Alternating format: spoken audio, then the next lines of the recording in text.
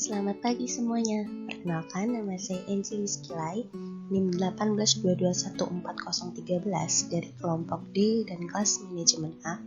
Di sini saya akan membahas tentang chapter 13, yaitu Building Information System, tepatnya pada bagian 7, Application Software Package and Outsourcing, yang bisa dilihat dari halaman 542 sampai 546. Yang pertama adalah Application Software Package atau paket perangkat lunak aplikasi.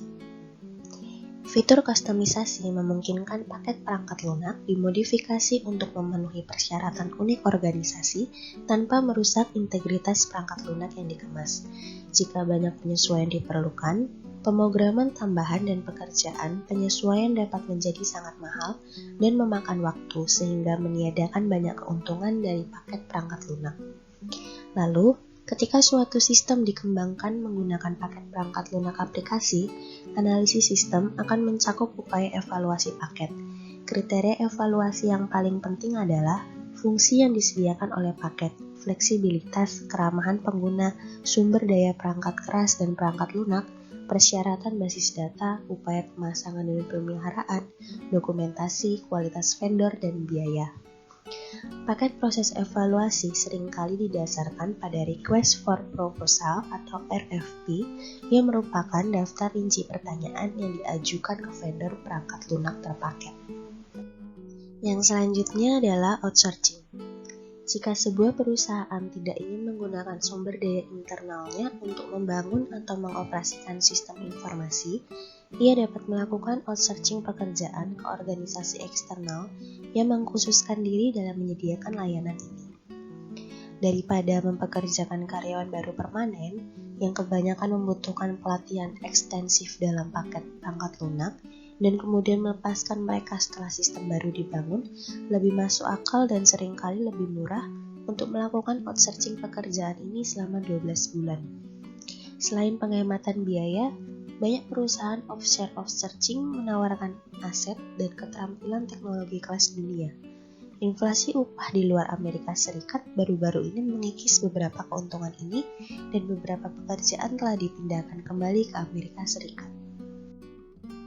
Figur 13.11 adalah total cost of offshore outsourcing, di mana jika sebuah perusahaan menghabiskan $10 juta untuk kontrak offshore outsourcing, perusahaan tersebut sebenarnya akan menghabiskan 15,2% dalam biaya tambahan bahkan di bawah skenario kasus terbaik. Dalam skenario terburuk, di mana ada penurunan dramatis dalam produktivitas bersama dengan biaya transisi dan PHK yang sangat tinggi, sebuah perusahaan dapat mengharapkan untuk membayar hingga 57% dalam biaya tambahan di atas pengeluaran $10 juta untuk offshore outsourcing. Selanjutnya adalah Application Development for Digital Frame. Dalam lingkungan perusahaan digital, organisasi harus dapat menambah, mengubah, dan menghentikan kemampuan teknologinya dengan sangat cepat untuk menanggapi peluang baru, termasuk kebutuhan untuk menyediakan aplikasi untuk platform seluler. Perusahaan mulai menggunakan proses pengembangan yang lebih pendek dan informal yang memberikan solusi cepat. Selain menggunakan paket perangkat lunak dan penyedia layanan eksternal, bisnis lebih mengandalkan teknik siklus cepat seperti pengembangan aplikasi cepat, desain aplikasi bersama, pengembangan tangkas, dan komponen perangkat lunak standar yang dapat digunakan kembali, lalu dapat dirakit menjadi satu set layanan lengkap untuk e-commerce dan e-business. Yang selanjutnya ada Rapid Application Development atau RAD. Rapid Application Development atau RAD digunakan untuk menjelaskan proses pembuatan sistem yang bisa diterapkan dalam waktu yang sangat singkat. RAD dapat mencakup penggunaan pemrograman visual dan alat lain untuk membangun antarmuka pengguna grafis, prototipe berulang elemen sistem kunci, otomatisasi pembuatan kode program, dan kerjasama tim yang erat antara pengguna akhir dan spesialis sistem informasi. Yang kedua ada Joint Application Design atau JAD. Digunakan untuk mempercepat pembuatan kebutuhan informasi dan untuk mengembangkan desain sistem awal. JAD menyatukan pengguna akhir dan spesialis sistem informasi dalam sesi interaktif untuk membahas desain sistem. disiapkan dan difasilitasi dengan benar, sesi JAD dapat secara signifikan mempercepat fase desain dan melibatkan pengguna pada tingkat yang intens. Yang ketiga adalah ada Agile Development, berfokus pada pengiriman cepat perangkat lunak yang berfungsi untuk memecah proyek besar menjadi serangkaian subproyek kecil yang diselesaikan dalam waktu singkat menggunakan iterasi dan umpan balik berkelanjutan. Komponen Based Development and Web Service. Pendekatan pengembangan perangkat lunak ini disebut pengembangan berbasis komponen dan memungkinkan sistem dibangun dengan merakit dan mengintegrasikan komponen perangkat lunak yang ada. Komponen perangkat lunak ini semakin banyak yang berasal dari layanan cloud.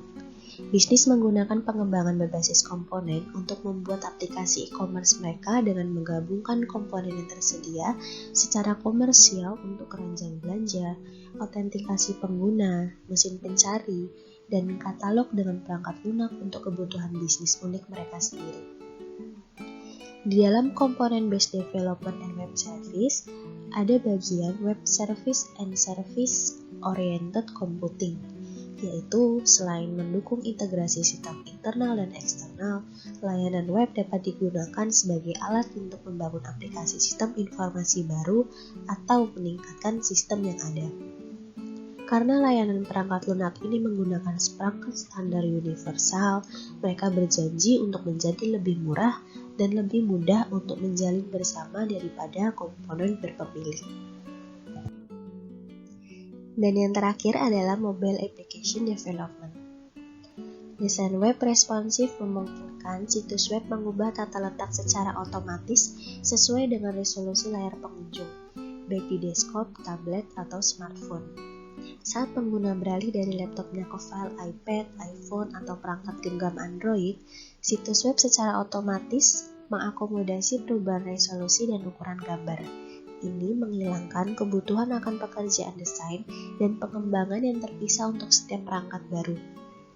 Dengan desain responsif, pengguna di berbagai perangkat dan browser akan memiliki akses ke satu sumber konten, ditata agar mudah dibaca dan dinavigasi dengan minimum mengubah ukuran, menggeser, dan menggulir.